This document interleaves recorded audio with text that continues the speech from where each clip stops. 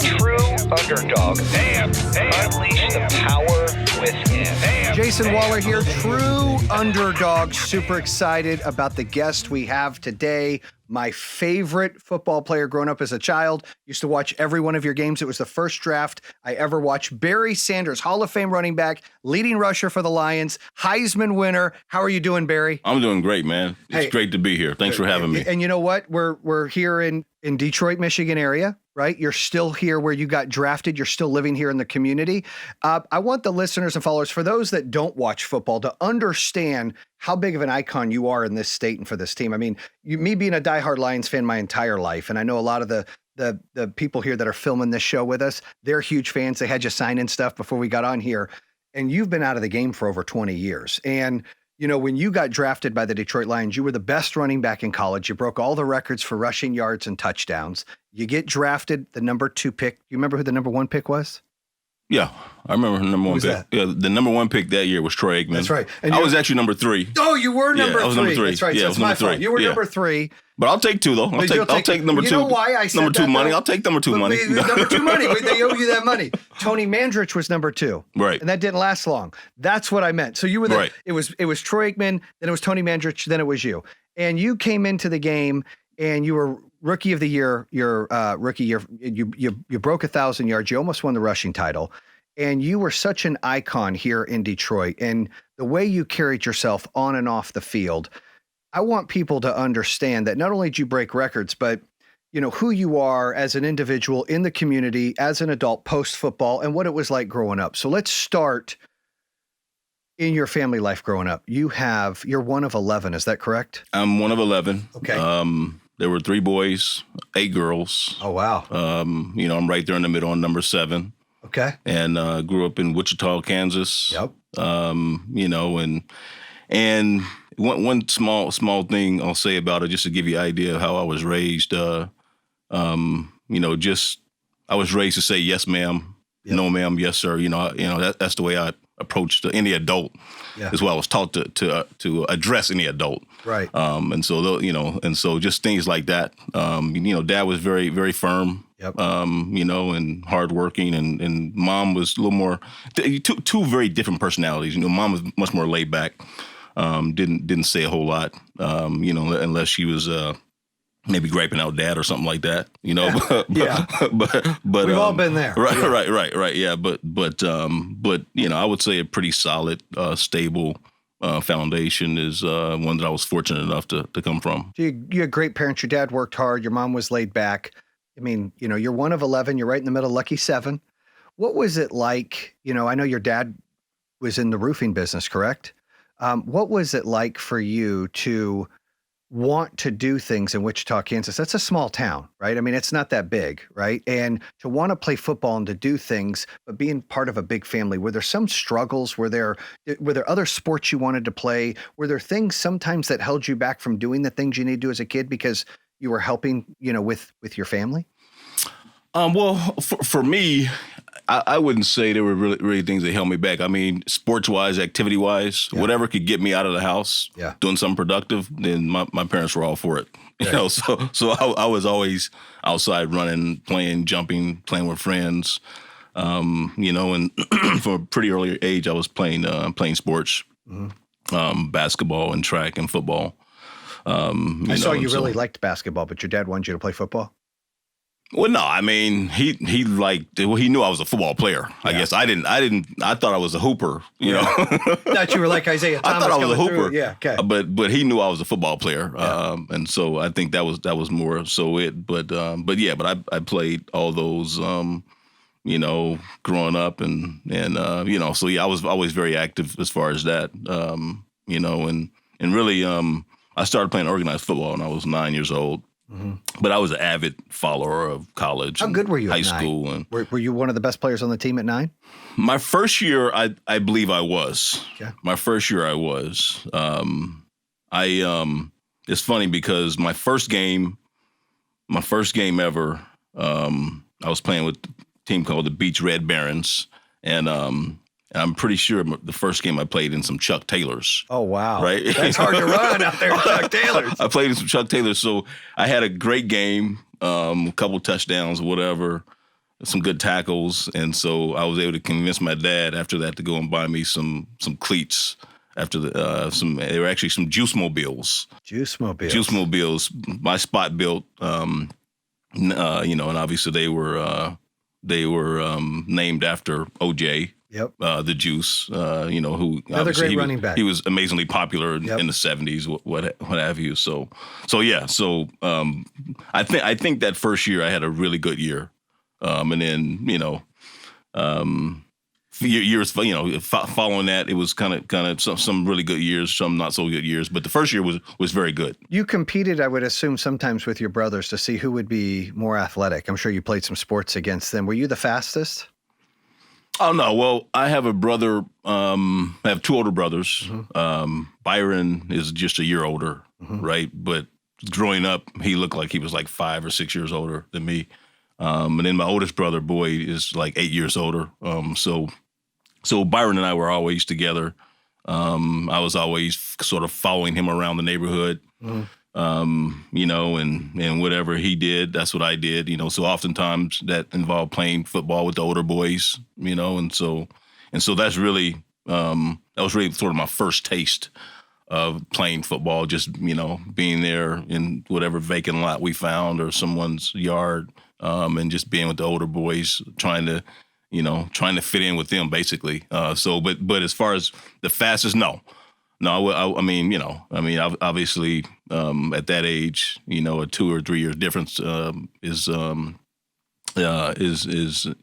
very obvious and makes a big difference. So no, I was just one of the younger kids trying to follow the older boys. So you think at that age, and I like to reemphasize this on the show all the time. A lot of the listeners, they get stuck in spots or they feel like, oh, I don't have talent or I don't have the skill set. And here you are. You've got two older brothers. You join a team and you're lights out. You're great your first game. But I asked, are you a little faster than your brothers? Like, no, probably not. You're young. But you had this competitive advantage and you had this hunger, obviously, to play. And I'm sure your brothers had that as well. But when you went out on that football field, you did good your first year. Point to that is you didn't know you were going to be that good. And you went out there. Is it a competitive insight that you have? Was it natural talent? What do you think really gave you an edge when you were on that first year, even at 9, to be different than some of the other kids? Well, I had a passion and a love for the game. Yeah.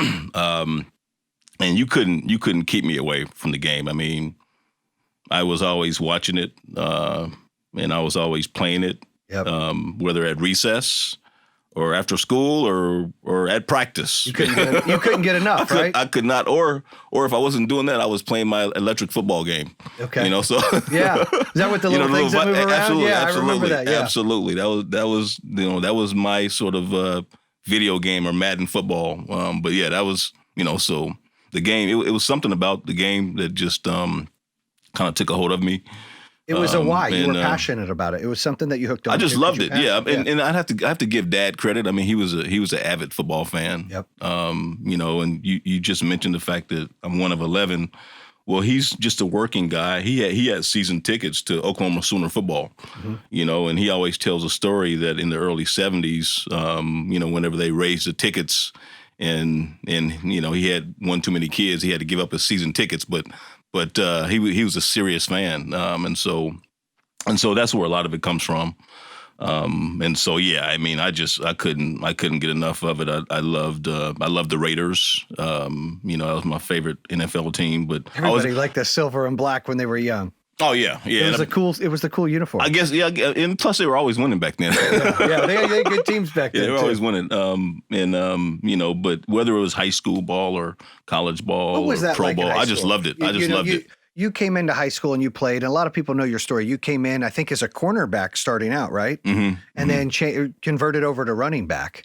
Was that was that coach there in high school one of the mentors for you to really take things to the next level? Who were some of your mentors along the way? Was it high school? Was it, I know your dad was, but was it high school? Was it college? Who kind of helped mold the direction you ended up going? Yeah, I would say high school coach. Well, my junior year, you as you mentioned, I was still playing defensive back, which I mean, for me, I just loved playing the game. Yeah. Right. So I was obviously, still growing into myself, and coming into my own, I guess you could say.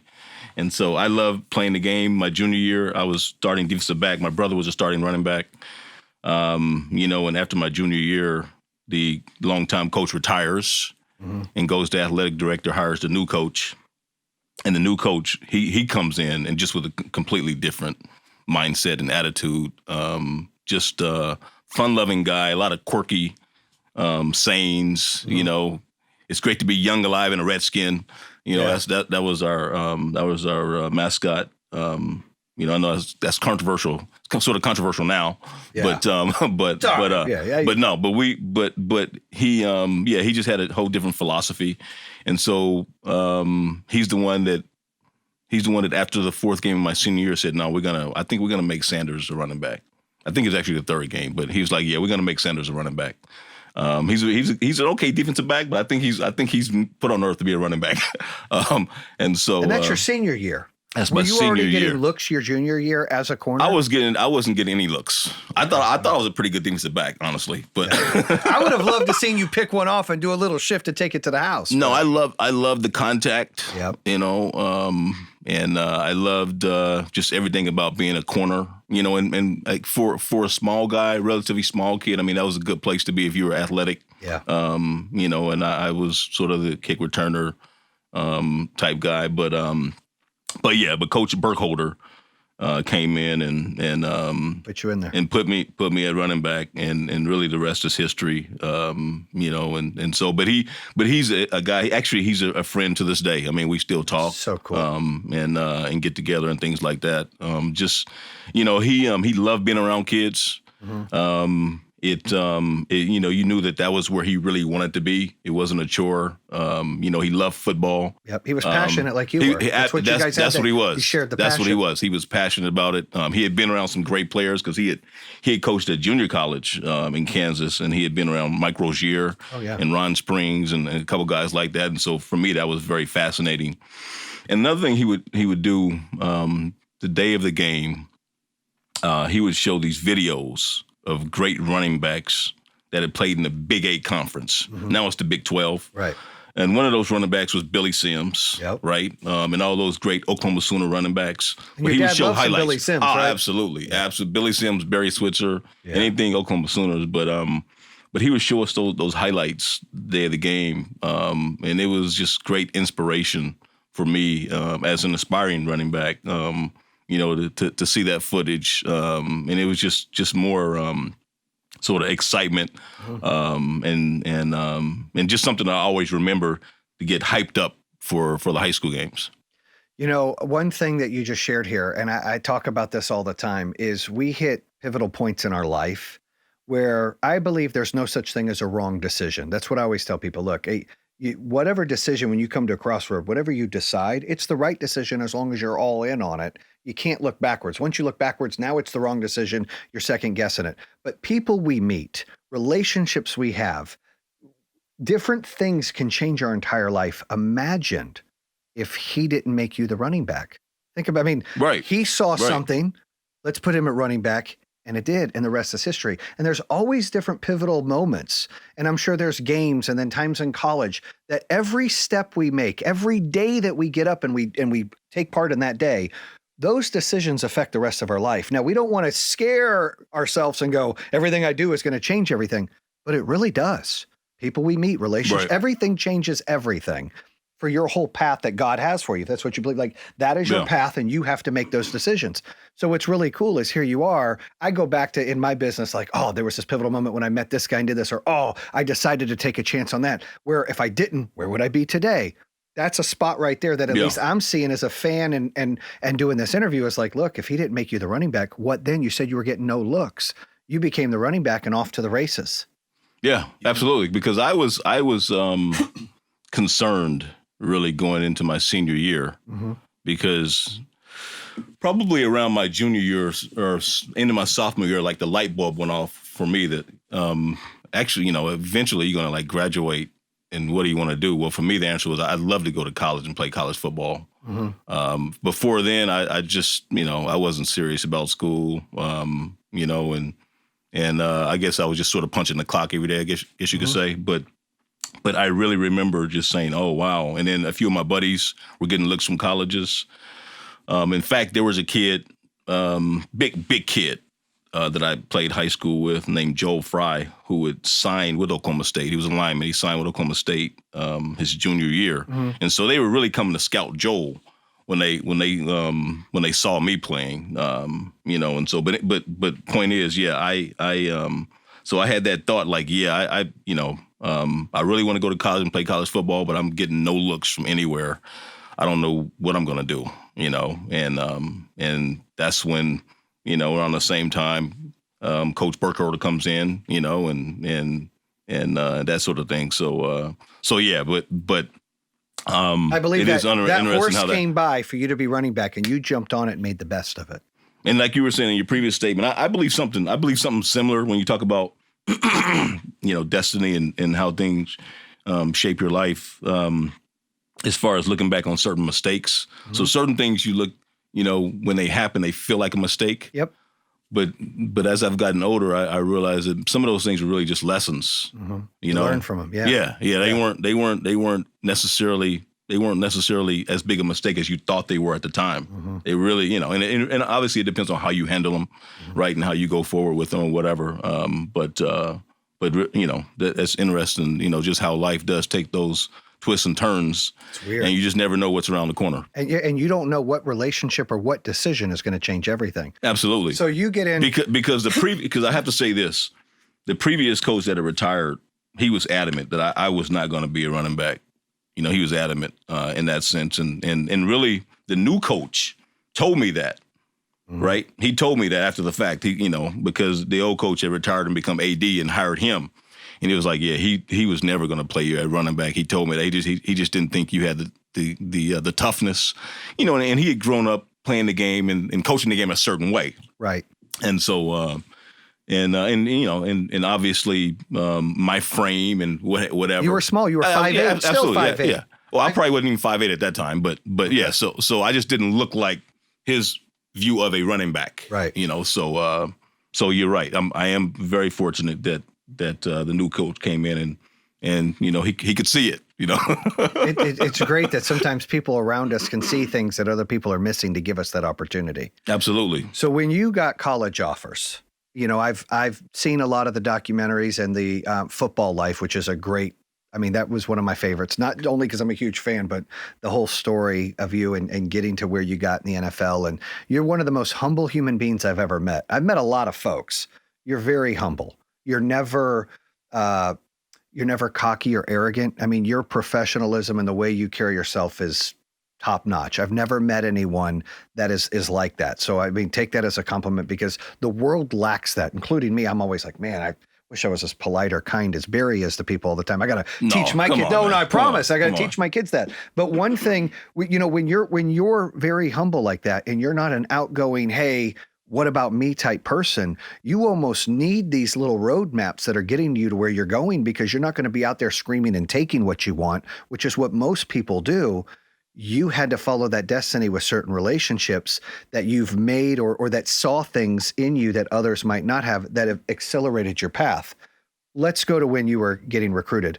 What were the top 3 schools that offered you a scholarship or to bring you on for football? Well, the schools that had offered me was Oklahoma State, Tulsa, and Iowa State. Yeah. Those are the schools. But when you talk about humility, I don't know, maybe how often have you been to Kansas? I think you said you've never been there. Never been to Kansas. Maybe you got to travel to Kansas. I'll go with you. Some folks that have a little humility, but but no, you know what? I think for me, in my mind, I was always that kid who was always sort of trying to get there, and I was always not big enough or fast enough or whatever the case may be. Yeah.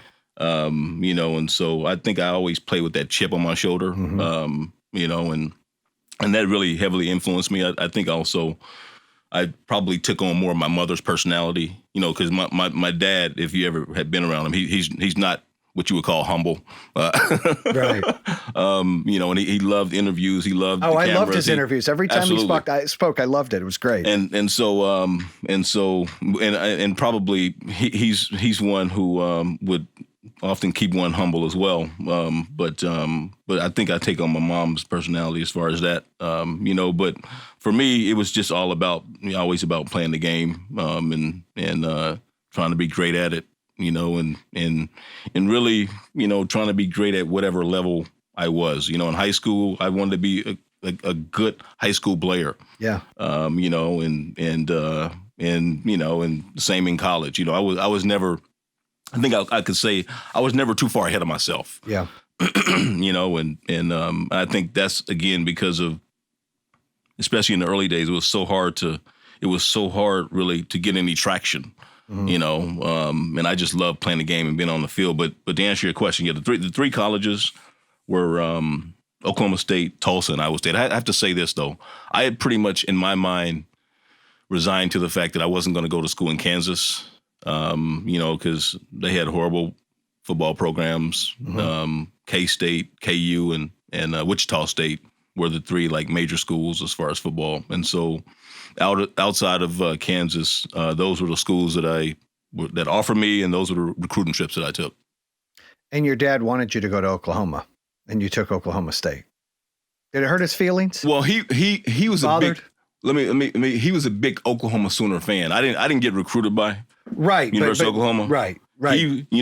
So what happened is one of the coaches, the coach at Tulsa, had convinced my dad that I would come in and play early, right? Which he was probably right. I probably would have. And if you remember, well, you weren't around. You're young. You're a lot younger. You're a lot younger than me. But I'm 40. I remember some.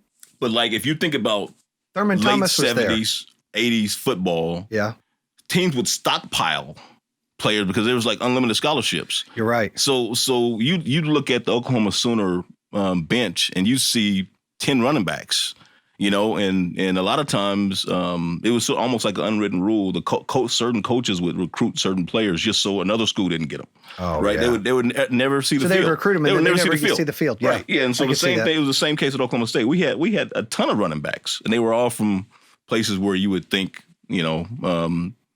there's places where you would think, okay, this is where football players come from. So growing up in Kansas, you're almost conditioned to believe, okay, well, the real ball players come from Oklahoma. They come from Texas. We had a whole list of guys from Oklahoma and Texas. And, on that team was Thurman Thomas. And obviously Thurman Thomas as well, right? Yeah. So my dad was like, you don't want to go there with all those guys. You'll never see the field. But in this, also with that, obviously, like I mentioned before, the coach at Tulsa had convinced him, he'll come in and be an immediate starter. So I understand, why my dad was very, very apprehensive looking back. He was very apprehensive, and he had probably not a great reaction to me signing with Oklahoma State. And it was one of those days that I look back on was like, wow, that was difficult, because when it was a hard moment. Yeah, well, the coach came from Oklahoma State the morning of signing day, morning before school, and he just wanted to, say hi to everyone and congratulate me on signing with Oklahoma State. And Dad wouldn't even shake his hand. Dad wouldn't shake his hand. He walked through the living room. Coach tried to greet him. Wouldn't say anything to him, went to the front door, and as he was leaving, he said, I think he's making a mistake. And as a kid, I was like, you got to be kidding me. Is this really happening right now? It's crushing you at the moment, right? Absolutely. And he was only looking out the best for you. Again, he thought he was for the best for you. Yeah, he didn't know what would happen. He said, look, this is a path that's going to be easier for you. Absolutely. We want to protect our kids. We want to get them in the path to be successful. Now. Right. I didn't see it then. Then you're like, fortunately, my mom was there for support. Yeah, there you go. And I can only imagine what conversations they had after that, because obviously I'm one of 11. Mm-hmm. I had a few other siblings in college at the time, and I think she must have reminded them that you might want to be a little more thankful that you don't have to pay for this kid to go to school. Yeah. I mean, it's full right. You might want to be a little thankful, a little more thankful. So, but he eventually, obviously, he came around. What was it like the first year when you weren't playing and Thurman was playing? Was that tough for you? I loved it. You loved it. No, I loved it, man. Why? Because going back to that thought I had as a high schooler, I want to go and play college football. So I was in Stillwater on campus, suiting up every Saturday, seeing the field on special teams, played more than I thought I would because just through certain circumstances. I don't know how many carries I had my freshman year, but no one would have predicted I would see the field that much as a freshman. And so, and I'm there, as kind of, I wasn't really Thurman's backup because I don't know where I was on the depth chart, but I wasn't like immediately behind him. Right. So, but yeah, so I was exactly right where I wanted to be. And I was working diligently every day. I loved everything about it, just being able to go and You were fulfilling a dream. Something Absolutely. you wanted to do. That was your why. Absolutely. That was your passion you talked about earlier. Yeah. You were living it. Did you have to pinch yourself sometimes? Like, I can't believe I'm here doing this, what I love? Was that a feeling? Yeah, absolutely. Yeah. That was a feeling. But at the same time, it was more of a reality. College football was more of a reality check, I would say, because especially if you talk about 1986 time frame where there were no NCAA restrictions on how long you could practice, how many days you could practice. We had no days off, right? We had no days off. So even on Sunday, we'd have to come in and lift after the games and watch film and that kind of thing. So, and then Monday we'd start all over again. I mean, we literally there was no day that we did not practice. Mm-hmm. And so it was like I said before, it was a reality check in that it was a major time commitment. And some guys folded under it. And for me, again, it was difficult because it was so much different. I guess in my mind, I'd never even thought about how different it would be. Even the way the coaches talk to you was much different than in high school. Yeah. Oh, I'm sure. And it didn't get much better in the NFL. I've heard some that's stories. The thing, because a lot of these guys go back over. and forth between college and NFL. Yeah. So they're talking to you like they're still in the NFL. Yeah. And so it's much different. But for me, it was just either time to embrace it or give up. And I remember a couple kids packing up their stuff saying, hey, I can't do this, You're definitely, you definitely have the passion that you've shared. You were living what you wanted to, but it was harder than you thought it would be. Absolutely. It was a lot more. Made you appreciate it more, though. Right? Absolutely. Well, I mean, to me, it just pushed me, right? It pushed me, because I was always a worker. Mm-hmm. I was that kid in high school, jogging through my neighborhood. Didn't matter whether it was a Friday or Saturday night or whatever. I didn't go out a whole lot, and so I wanted to improve even as a younger kid and at a younger age, and even movies like Rocky. When you see Rocky running through the streets, I mean, that was one of those things to me that just kind of clicked. Like, oh, okay, I know this is a movie, but maybe that's what some guys do, and so that's one of the reasons why that I did the same thing. I would just go jogging, and doing whatever I could to, in my mind, improve. Yeah. So being pushed at O State, it helped me. I put on some weight, put on some strength, speed. I just sort of grew into myself, and matured. Things clicked. Yeah, absolutely. And there was nothing that the weight coach would ask me to do that I wouldn't do, and try to do more. So yeah. I mean, it was right where I wanted to be as a freshman. I loved it because I knew. Thurman Thomas, I mean, the previous year he had been in the Heisman Trophy discussions, right? Mm-hmm. And so I knew that, okay, I'm sitting here watching a big time college player every day. So this is good. Learning everything you could watching him. And I know you guys are good friends and everything. You watched him do that. I'm sure that was, oh, wow, I can soak all this up and be better and see what his work ethic is like, see what he's going through. It kind of gave you the knowledge to step into that role. Absolutely. Yeah. Absolutely. To see, because what's interesting about being in that setting, you see certain guys go off and play in the league, right? You just never know like what kind of player they're going to be in the NFL, but just to see certain guys that actually got drafted, Some guys were sort of a surprise, but you knew Thurman was like headed there, right? You know, he was well on his way. Yeah. And so for us, that was a big deal just to kind of be in the shadow. Yeah, good. So you go in and you break all the records.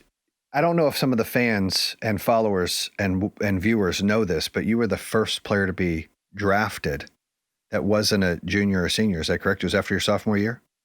After my junior year. After your junior year. I think I'm the first junior in the NFL. That's what I meant, to be drafted into the NFL. NFL, right? yeah, NFL, yeah, because Herschel Walker, yep, he was a junior, but he went into the USFL and then came to the NFL. Right, and I think Mike Rozier as well had been underclassmen, but they went to the USFL. What was that like, being the first in the NFL to be drafted like that?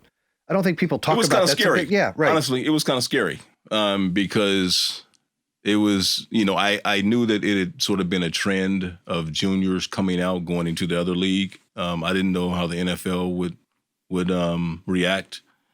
And it involved sort of some legal issues or whatever. Mm-hmm. And so really for me, I think the timing was just right. I'm fortunate that they were receptive to it at that time. You couldn't have had a better season. You broke every record. You couldn't have had a better season. The time was then. Then talking about in college, you broke all those records. Right, yeah. That was the time to go. Right. You can't. It was. That's how that works. Yeah, but there were still sort of long established principles in place that you were coming up against. And you broke down that wall, though. I mean, that's a big some help. deal. I did. Yeah. And so that to answer your question, though, it was a little bit intimidating. Mm-hmm. Right. But obviously I was excited about the possibility and the chance of playing in the NFL. So all the records, you won the Heisman. Is that one of your greatest accomplishments in football? Oh, man. Wow. Yeah. Yeah, it really is, man. And it's a big group that's a very prestigious group that you're with the Heisman. Right. Yeah. I mean, so much changed after I won the Heisman, just in life. So many things changed because I feel like up to that point, I was still pretty much, some people knew me, but, when I won the Heisman, it was like the lights came on and everyone knew who you were. Yeah, yeah. Wherever I went, I was kind of recognized, and especially like in Oklahoma, and places like that. So it changed a lot. But yes, again, being a lifelong fan of the game and watching all those Heisman Trophy ceremonies, whether you're talking about Tony Dorsett, right, or you're talking about Vinny Testaverde or Doug Flutie, or the list goes on and on. Herschel Walker, Marcus Allen. Herschel's one of my favorite of all time, too. Yeah, so being that kid, watching all those ceremonies, and then being there, hearing them call my name, that it was a shocker. Even though I had excuse me, even though I had a fantastic year, I still was not sure, if I was going to win it, because Troy Aikman had a great year as well. And he was like the preseason favorite to win. And he's a quarterback. Right, quarterbacks absolutely. Usually get it. That's how it usually is. How a quarterback's going to get it. Right. And I didn't know. I don't know if Testaverde or Flutie was the previous year from him, but you're right. Yeah, a lot of quarterbacks have won it. But I was just glad, obviously, to be a part of the ceremony. I was thrilled that I'd had such a great year and that kind of thing, and just happened to be in Tokyo, Japan. Playing a game because, obviously schedules are made out years in advance. And so we had scheduled a game there on December 3rd of 1988. And so that's where I was. And so obviously, you're 12, 13 hours time difference. The game in Tokyo happened to be that same day. Yep. So it was just crazy, man. It was absolutely crazy. Just all the different drama going on. But yes, the Heisman was a very big deal. But at that point, I was still thinking I would still come back to school though. Yeah. And look, I cannot relate to that whatsoever. However, in my business, there's a EY Entrepreneur of the Year award that I got nominated for. And I was like, that's not really a big deal. And then I saw how big a deal it was. And then I went and tried to compete to get it. And then when I didn't think I was going to win it, when I went to Atlanta and then they called my name, I was like, what? I it was surreal to me. I can semi-relate, not the same thing, but winning an award in my industry that is really prestigious that I never thought I can win, even though I worked my butt off and I was just appreciative to be nominated. I can semi-relate to when you win something like that. It's like, wow, all that hard work feels like I did something great here. Right. Right. Is that the kind of feeling? Right. You validate all those sleepless nights, all that hard work you put in, the jogging, the 7 days, working out, the learning, the watching the video, the busting your tail on the field. And the way you carried yourself throughout that was just amazing. I think that was another thing. People love your character equal as much as they love how good you are as a player. And I think that's a big deal. Well, I appreciate that, and it's such a cherished memory, man, Heisman. And I think about, and I was fortunate too because I was a great player, but I think about the guys that I played with. Again, you're talking about late '80s, and so I had 5 fifth-year senior offensive linemen, right? So these guys who were experienced, they were older than me. All those guys were older than me, and not just that, but they loved the process and just the excitement, surrounding the Hall of Fame, the Heisman. And they knew early. Those guys knew early that we had something special. Mm-hmm. They wanted to go out and play for for me. In their words, they wanted to block. And they knew that we had a chance to do something historic.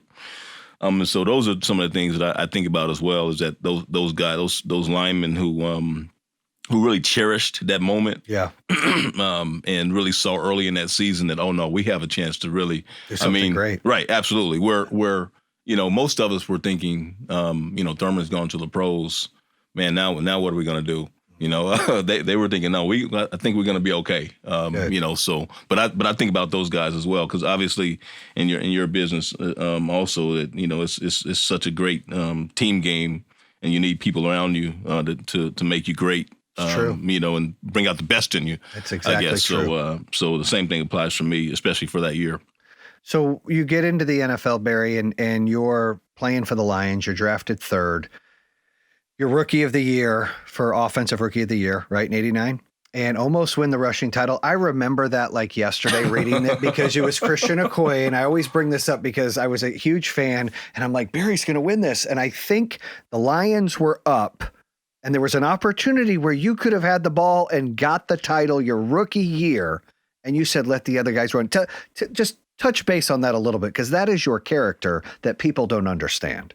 Well, they understand, but I like to share it even more. That they need to see this. I mean, this is a rookie who just won the Heisman that's in the NFL. That I think you were 10 yards away. Is that right? Something like that. Yeah. Yep. Yeah. I mean, going into that last game in Atlanta, it had been a great year. I mean, for me individually, I mean, we didn't. I don't know how many games we won. We weren't going to the playoffs, but we were. That was our last game. I knew that I was. Me and Christian Okoye were right there. As the leading rushers in the league.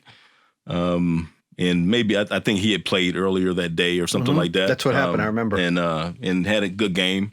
And so I needed however many yards to be able to get the rushing title. It was 10. I remember. No, but I mean for the game, for the whole game, I needed 100 and whatever yards for the game, and I ended up having a very good game that day. Several touchdowns, and late in the game, I learned that I'm only 10 yards away from the rushing title.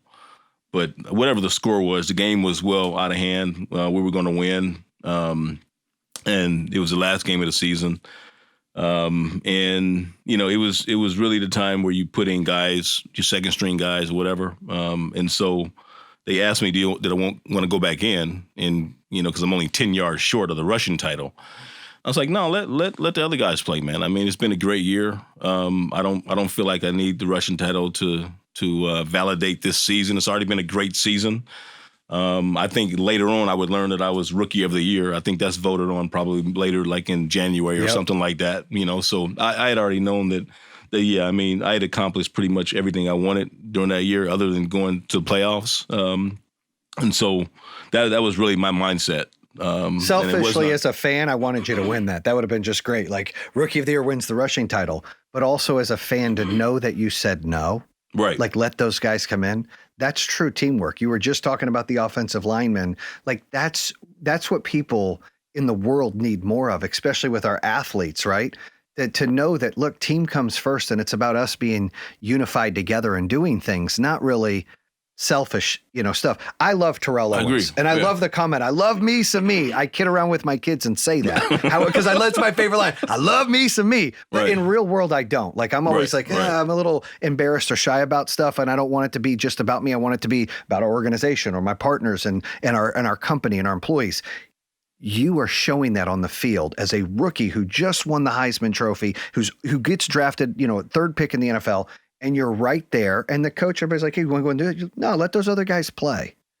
That's big, man. I mean, and I know they've talked about it in other shows, but that's big time. That's showing the character of, look, it's not about me and myself, awards to be selfish. It's about giving other guys a shot, giving them an opportunity to shine and make the roster or get a contract or do things, right? I agree, absolutely. And I'm looking back, I'm even happier that I did it, because I wonder, had I gone in and won the rushing title that year, would people even talk about it as much? Because I always get a chance to talk about that particular incident. They wouldn't have. It'd have been just one of the ones you won. I figured, right. I almost think that it's almost a bigger deal now looking back, and obviously that wasn't in my master plan of any kind. But no, it's the kind of player I was. I love playing the game, and as far as chasing stats and things like that, it was just never really a part of who I was. And so it is about the team, and after it's the same way that a team, if the game is out of hand, will take a knee, right? I mean, there's no need to obviously some coaches will run up the clock and some coaches will take a knee, right? Yeah. Right. So for me, show sportsmanship and let the other guys in. So you play in the NFL, you go to a few playoff games, I know the 91 playoff game. It's the last win the Lions have had. I'm still a fan. It's hard, still wishing we could win a couple more and maybe things will change. But let's talk about coaches. You had a handful of coaches, right? You've had players coaches and you've had some tough, hard knock, old school coaches. You would agree? I would agree. Both are very vital to the game. The Lions are in a situation now where they've got some coaching questions. If we win, I still think they've got a great shot just because the schedule looks a lot easier than it started. Right, coming up, yes. But It was a complete change from one coach who Caldwell was a player's coach and Patricia's more of an old school hard knock in your face coach, right? Not what that one's right or not right. But you lived through that with Wayne Fonts and Bobby Ross and some of the coaches you went through. As a player to transition, what advice could you give to even anybody? Because you transitioned from your old coach in high school to go. What advice could you give to young players out there or athletes that have a coach change or even an NFL player that might be out there? It's like, oh, what am I supposed to do now? That's a complete culture change of coaches. What advice, since you've been through that and you see it now, could you give? I would say for me that you want to always keep it about the game, and about your performance and what you can do. And I think great coaches bring out the best in you. And everyone has different personality, and so, yeah, I mean, it takes sort of a nice mixture of things and personalities to make the world go round, and so, and it's certainly in on the professional level of football that coaches come and go, players come and go. I mean, really, if you think about it, at no other level do coaches come and go the same way that they do in professional football, and so it's really something that you just have to understand that part about the business and that it's really about what you do in your preparation every day, and appreciate the coaches for who they are and respect them for that. For their differences, because literally pretty much every one of them are really, really different, and there's different approaches to being successful, right? And that was, those no greater example really from, Wayne Fonts to Bobby Ross, two completely different personalities, and so those are kind of some things I would say. Good. I think that's great advice. And I, in being an entrepreneur running a business, we replace managers all the time. leaders all the time, just based on they want to move on or it's not a fit anymore. And so sometimes there's some culture shock of, well, we've got a players manager and now we've got a take no crap, this is what we're going to do type manager. I believe there's a need for both in my business. I don't play professional sports. There's a need for both in sports because some people need the hard knock to be pushed and some people need that attaboy pat on the butt to feel the accolades, right? That's so true. And there's no perfect coach. Yeah, that's so true because I just assume, I assumed as a young player that everyone was as motivated as I was. Yeah. And that's not the case, right? Right. Yeah, I assume that. And so certainly you need some coaches to really bring it out of certain guys because my thinking always was, I shouldn't say always, but I learned that really what the coach demands of you, that's just the bare minimum. If you want to be great at it, that's the bare minimum. And so that was something that I learned. But for some players, they need to be pushed or prodded or whatever else. And so yeah, I mean those are one of the things that over time I realized that not everybody really is here to try to be special, be great, or really to do their best necessarily. Because there can be a lot of distractions, obviously. And for me, I was always determined to make sure that my performance was the biggest priority. How hard is it, do you think it is to become a professional football player? I mean, to put in a few words, and I know that's a big question. How hard is it to make it? Well, I think it depends. I mean, I think for some guys, they might say it was relatively easily. It may have been relatively easy. I don't know. Some people are born with great talent, right. Like a whoa. Well, right? and I'm sure I was as well. But I was always, like I said before, I was always, trying to get bigger, faster, taller even. Yeah. Hey, me and you need to find the same person to make us taller. Okay. I assumed I need to be a lot taller. So I was always marking that spot on the wall. Yeah. Hoping I got to like 5'10" or 6 feet or whatever. That's great. But special shoes, stand up a little bit taller, flat in the back. Yeah. I never did that. Okay. But I did see they have a surgery now that can make you taller. But that's a whole other. They pull your legs out or something. Right. Yeah. I don't want to do that. I'm scared. But anyways, what was your question? Oh, the question was how hard it is to make it. How hard is it? But for some, I think generally speaking, yeah, I think it involves a lot of sacrifice. And I think, one of the things that I would point out is that, if you were like me and you played as a kid, and you play in high school and in college, you realize that every year, like less and less of your like buddies play, right? And it can be kind of lonely almost, if that's really your goal, the NFL, and so which is fine. Right. Because all of your buddies that you're playing with in high school, they're not going to make it to the NFL, even though a lot of them think they are, which is good. And a lot of them aren't going to go to college, and that's just sort of the reality of it. So I think there can be sort of that transition of just meeting new people and being in a new place and new faces and things like that. And then just, the grind part of it. To really be good at it, and that sort of thing. It requires tons of time, tons of, and I have to say also good fortune. There's some great athletes out there that may have gotten injured, other circumstances may have happened, lost interest, whatever else. Had the wrong coach.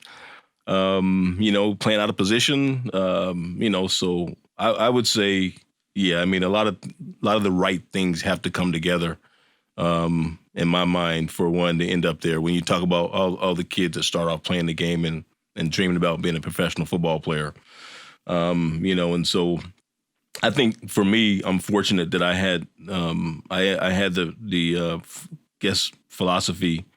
Like I mentioned before, that I just never got too far ahead of myself. I was always thinking about the moment, and I was never thinking too far down the line because I remember some of those kids that already had put themselves there, It's easier to fail when you do that.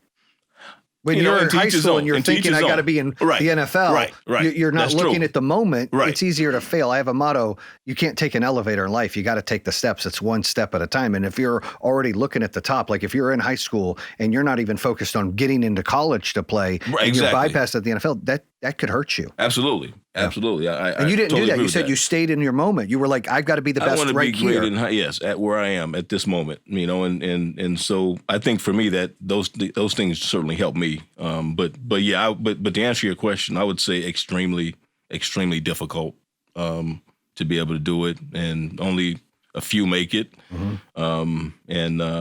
And so, but yeah, it's you know, I don't know. Obviously, when you start out, you don't know how hard it's going to be. You know, you don't know the challenges that you're going to have to face. But yes, it not very easy.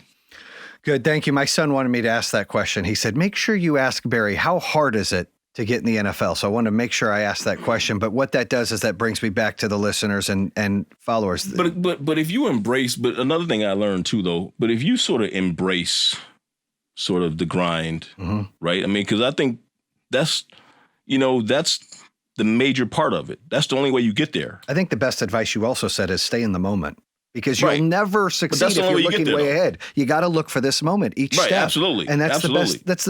That's like that in anything, in business and sports and losing weight, anything. It's like, I'm going to lose 100 pounds. You can't. You got to lose 5. Right. Then lose Absolutely. 10. True. It's the same thing. Be the starter in high school. Be the best one on your team. Go to college. Be a starter. Be the best. I mean, it's layers. And I think when you said that, staying in the moment is key. That's essential, that people feel like they fail because they look too far ahead, and because they're not there instantly, they Right. don't have that instant gratification, they quit when they Yes. could have made it, right? Absolutely. And when you don't understand how much things change each year, even physically, even when you're in college, you're still maturing into the person you're going to be, you know, so it's not too early or too late. It just depends on the individual, but the grind and the work is part of it, you know, and for me, I didn't really, when I was jogging through my neighborhood or going to lift weights at my buddy's house, I didn't have a weight set at my house, but a few of my buddies had weights, you know, and so I'd go lift weights at their house, you know, but I didn't really associate that with work necessarily. If you love something, you're not working. Absolutely. It's Absolutely. true. It was just something I felt I needed to do. Yeah. You know, and so whatever time, and then as I got older, you know, obviously it was tougher. I realized that, okay, yeah, I mean, I got to set aside whatever else and go do this, you know, but when I was younger, that's all I had to do, you know, was those things. So, but it later became known as work. Mm-hmm. Right. But that's okay. But my point is, yeah, I mean that part of it, that's really the only way you get there. You know, I know in my case anyway, that's the only way I would have gotten there, you know? And so you have to be doing something every day, you know, to get to that goal. Small wins, small One of my goals, coaches right? used to always say, you are what you do every day. Yeah. Right. You are what you do every day. And so you know, you can't, it's not enough just to say, yeah, I want to be here or there or whatever. You know, I want to be 6'5". I'm not 6'5". I can't change that. But hey, with surgery, I can. But you know, you got to set realistic But you got to be goals. doing something, some small or big, something every day. Yeah, I agree. Absolutely. Small win, small step. You know, you take a couple steps up, and every now and then you fall down, but you just keep Absolutely. stepping up. And you never until know where you there. end up in a year or two down the road. Absolutely. Would you those say small when you steps. get to the top, it's still not enough because you still have to compete? Right? Absolutely. You still have Absolutely. to continue to grind. You have to. There is no Right. top. You Right. keep going. Right? You agree? I agree, because I've always struggled when people ask me the question, when did you know you finally made it? And for me, if I think back, I don't know that I ever had that thought. And that's what makes you so great, because every day you're Yeah, I pushing don't know to I had be that better. thought, because I was that guy that said, yeah, I want to continue to be great. I know how tough it is, you know, and the more success you've had, the more difficult it'll be, because you're a target. Mm-hmm. You know, you're a target, especially in the game that I played, and so that was always my mentality that you know, what I did last game doesn't matter as much. You know, what are you going to do next? Yep. You know, and Nothing's ever good enough. You got to keep going, right? Absolutely. Don't settle. And that's the word. That's the key thing is not selling, because you see that happen, right? You see people become complacent. And for me, the joy was always, Jayson, just being young and being able to do those things, right? Yeah. And have been in the position to put in the work to be capable of doing those things, right? And so the only way to continue that was to continue to work at it, and figure, look, what is the weak part of my game? What can I do better? Those kinds of things. But yeah, you got to be careful about complacency and about rest on your laurels, especially in that game, especially as a running back. The way the position was played back then, I mean, you knew you were going to carry the ball 20, 25 times a game. It was a brutal physical game, and obviously as fans watching it, it's entertainment, but out there on the field, it's serious business. You right? Get hurt. You understand. It's serious business. And it's how you provide for your family. But you know what, for me though, Jayson, the biggest fear was not being able to be great, not being able to play as well as I know I could. That's the thing. I mean, obviously I was aware of like injury, right? And obviously that was a very real part of it. But for me, that was really my biggest fear, is not being able to perform up to my standards. And you kept raising your own bar, which is why you kept pushing. You have Absolutely. to be successful in life. You have to. You can't just be this. The people will pass you. And there are a lot of examples of guys who had great year or two and then never hear from them again. And that's their story, and it happens for whatever reason. But for me, I wanted to absolutely continue to push myself, because for me, being in the NFL and being a running back in the NFL, I don't want to say it was like royalty, but when I think back in my mind, right, to those early running backs that I love watching, some of them you may be familiar with, some of them may not. Someone like Billy Sims, or someone like a guy named Terry Metcalf. He played in the early 70s. Terry Metcalf, for the St. Louis Cardinals. I've seen highlights of him. I wasn't old. Right. Or a guy like Joe Washington, or obviously Tony Dorsett, or Greg Pruitt, or the list goes on and on. Great running backs, Marcus Allens and Herschel Walkers and Eric Dickersons. So for me to be in, I got to mention Walter Payton, but for me to be in that position where those guys have been, playing at the highest level, playing my favorite position, I had to invest everything into it, because it was like the greatest honor in life, right? And so I didn't want to let myself down, and I knew that it demanded a lot.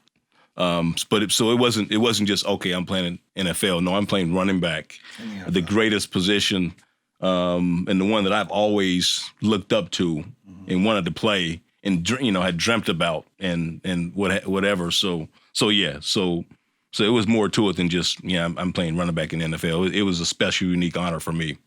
Yeah, and I think that fear of failure, not meeting your standards, is a driver. It's one of your drivers that kept you going and raising the bar every day. And I think that not only did you make the Hall of Fame, it's arguably the best running back in the NFL. People always go back and forth. Is it you? Is it Jim Brown? Is it Walter Payton? And I think, the running back position has changed so much, in my opinion. It's more of a versatile running back that gets a lot of passes, and you don't see the 2,000-yard or 1,800-yard rusher anymore that's, pounding and 20, 25, 30 times a game. They carry a 3 running back committee, which is fine. The game has changed. Right. I don't know in our lifetime if we're going to see it go back to the way it was. And you're right, that the hard-nosed football days, all the way up to like late 90s, maybe early 2000s, when it started to shift. Right. You're up there with the best of the best. So kudos to you on that. You made the Hall of Fame, another point in your life, just like the Heisman, that was like, wow, is this surreal? Correct?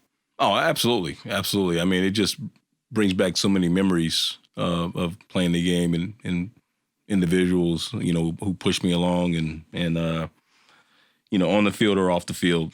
So, yeah, I mean, that's something that obviously is the pinnacle of the game.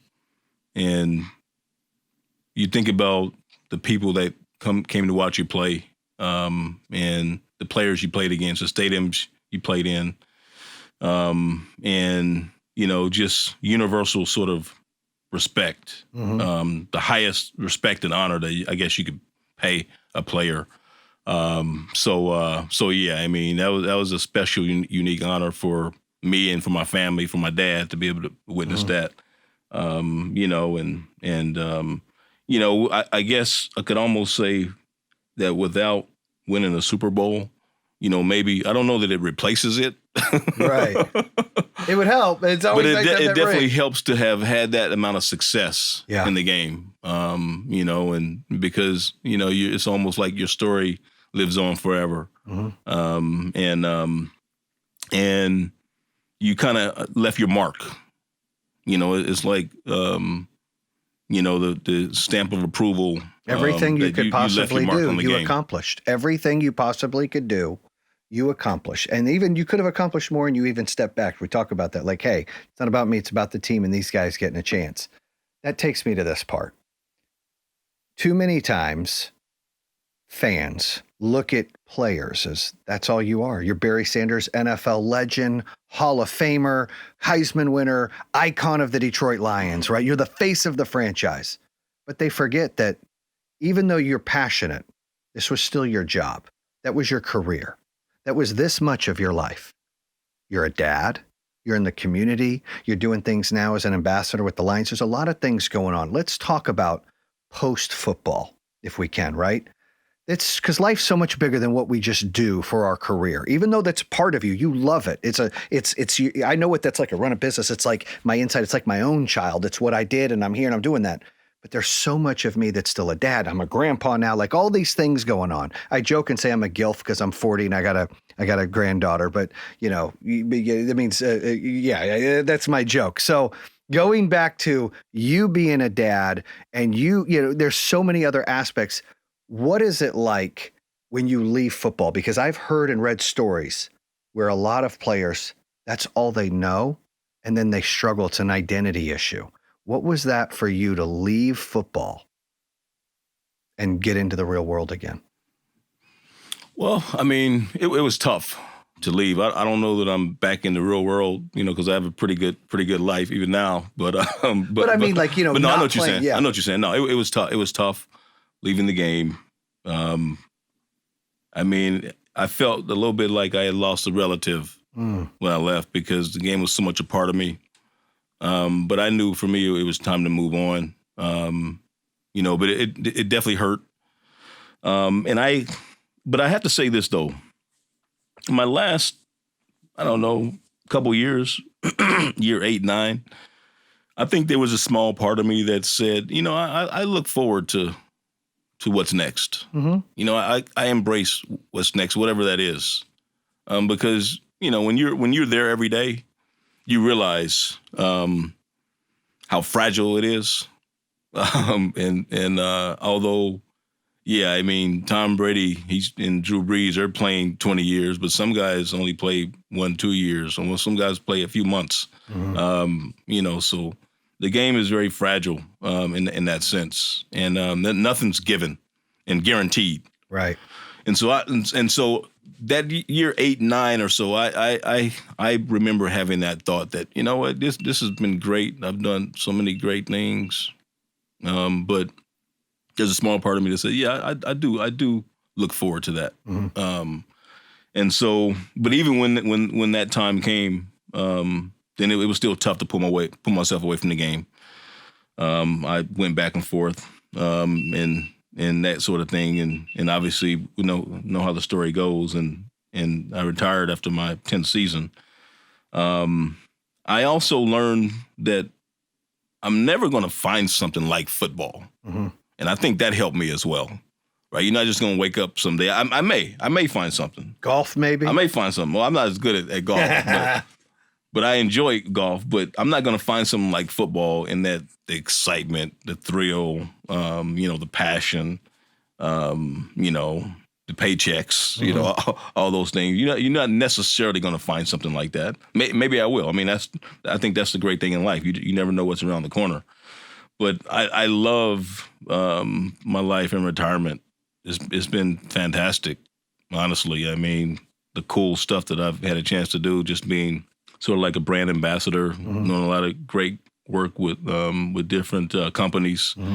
One of which being POWERHOME Solar. Yep. You know, yep. And we love POWERHOME it. Solar. Absolutely. Yeah. Having you on is great. And some of them have been new relationships. Some of them have been sort of even long-standing relationships, like Nike. Yep. And groups like that. You know, and I've been in business. You know, I part owner of a car dealership. Yep. In Oklahoma. I'm actually in the process of acquiring another car dealership in Oklahoma as well. Congrats, yeah. As we speak, and just all the, you know, and one of the greatest things I would say is just the time I've been able to spend with my sons in retirement. Just being able to be there and see every step of their growth, you know, and in these very crucial years. You know, so that's been very precious to me because I was always around my dad. You know, he took me to work with him at a very young age, you know, and so to me, that's just I'm fortunate that I was able to do the same thing, to be around him like that, you know, and hopefully it'll make a difference. Yeah. Well, I've met your boys. You've got great kids. And I think that's the thing that a lot of fans don't realize, that, you know, they think that the game, it defies the player, and really the player's defying the game. You know, you're so much bigger outside after that. Your life is so much more than just that, even though everyone can enjoy in the records and the games and everything. But after that, you know, that's where people, I think, sometimes forget. I was talking to Prater's a good friend of mine, and we were talking about, he was on an episode, and it's like, you know, he's been a little nervous. What am I going to do after this? Right. Dude, the world's so much bigger than this. And, you know, that's, absolutely, you know, seeing you with your sons, and you're doing a lot of things with different companies, including our company, and you got the car dealerships, and, you know, we talked about going golfing, and you like golf. Like, there is so much more to Barry Sanders than just Lions legend, Hall of Fame. And that's what I think people need to understand, that for athletes, that this is what they love, and this is what they're passionate about, but it is their job. Right. You know, well, I have to say, I'm fortunate that fans do remember me for being number 20 with the Lions. That's right, baby. And I don't know that I ever do anything, like I said before, as exciting as that. You know, so so that may be the most memorable thing that I do. Yep. But I'm okay with that, honestly. Like you said, I mean, life goes on. You know, I wish I could play the game at 50, but probably wouldn't be a good look. You know, no, probably not. Look, we did the commercial recently. And we did. And you were running pretty quick. I was like, man, we got to call the XFL or something, baby. Get you a contract, because, man, you were running fast on that. You were like, wow. You know. A couple of times I almost called the trainer, man. You know, I almost called the trainer. Almost pulled a hammy, huh? Almost. But I'm in decent condition. But, you know, man, had you seen me like 25 years ago, I was a real athlete then. I can tell you, we were kidding outside the room. I was like, you know, I wonder if I could beat Barry Sanders in a race. I can't. I'm not very athletic. And I think I watched you run then. I said, I'd still get smoked. I still think you've got some speed in those legs right now, Barry. I mean, you know what? It's funny, man. I often get challenged to a race. Not me. I'm not doing that. I'm not getting embarrassed. So I'm taking that as a compliment, because, you know, maybe people see me still as someone that, you know, that's pretty quick. You look like you can still. I watched you in the commercial. You still had it. You think so? Okay. Absolutely. Absolutely. Well, fortunately, you know, the magic of Hollywood, the things you can do with a camera, man. Yeah. You know, it was amazing. I watched it live. It was pretty good. So, you know, last but not least, you know, you've got a remarkable story, Barry, and you come from a remarkable family, and now you have your own remarkable family, you know, with your boys. You got one of your sons is working for EA Sports, right? He needs to hook up the Lions players with higher ratings, by the way. He needs to give them all like 99s and help us out a little bit. So when we play, the team's a little better. So let him know. But I'll relay that message to him. Yes, absolutely. Please do. And he played at Stanford, didn't he? He played at Stanford, yes. With Christian McCaffrey? He was Christian McCaffrey's backup. You know, I love Christian McCaffrey. He reminds me a lot of you. Like the way he runs and shifts. That is someone I'm like, wow, he's got some Barry. He's a great runner.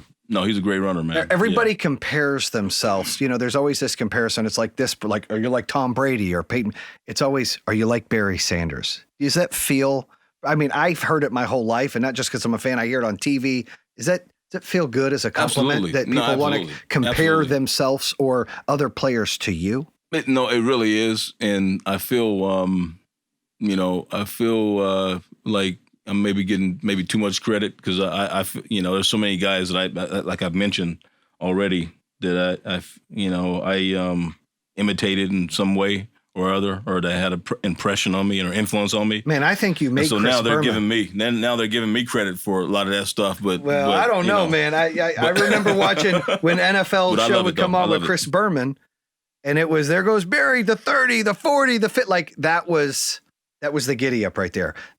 Your highlights were always the best watched thing. And I'm not saying that because I'm biased, 'cause I'm a Lions fan. That was the best thing to watch back in 89, 90, 91, 90. I mean, that's what it was on his show. I think that helped propel ESPN the way it was, because a lot of the games didn't have the flashy of, you're going to get all 11 players to miss before you get in the end zone. That's pretty remarkable.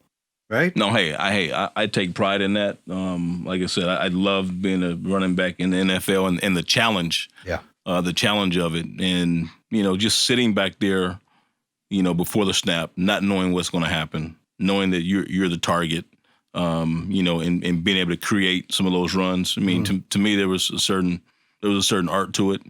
And like I said, I wanted to uphold, that standard of, when you watch someone, or at least for me anyways, when I watch guys like Walter Payton run with the ball, and he ran with so much heart and inspiration and determination, and it really meant something to him, and I wanted to be the same way. I'm fortunate that I had the same or similar impact on fans, because I remember being a fan and being inspired in that same way.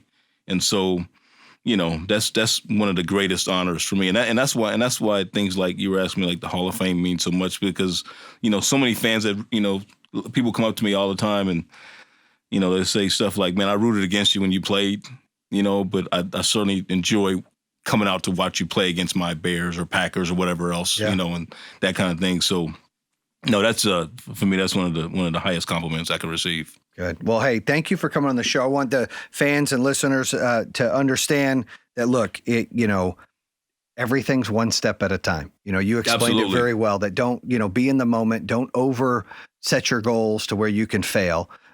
We appreciate watching you for the 10 years you played, Barry. We appreciate what you're doing here in the community in Detroit. Appreciate your friendship and the partnership at Power Home. Make sure you follow at Barry Sanders on Twitter. And where else can they find you? On Instagram? What is it? It's Barry Sanders on Instagram as well? Right, yeah. Okay. Those two, yep. So check us out, True Underdog. That's a wrap here with the icon, the legend, Barry Sanders. Bam! And that concludes another episode here on True Underdog. If you're interested in hearing more, make sure you subscribe at iHeartRadio, Spotify, Apple Podcasts, or the YouTube channel. You can always visit TrueUnderdog.com, subscribe to all of them. Make sure you check out our newest episodes coming out on Mondays and Thursdays. True Underdog, baby. Bam!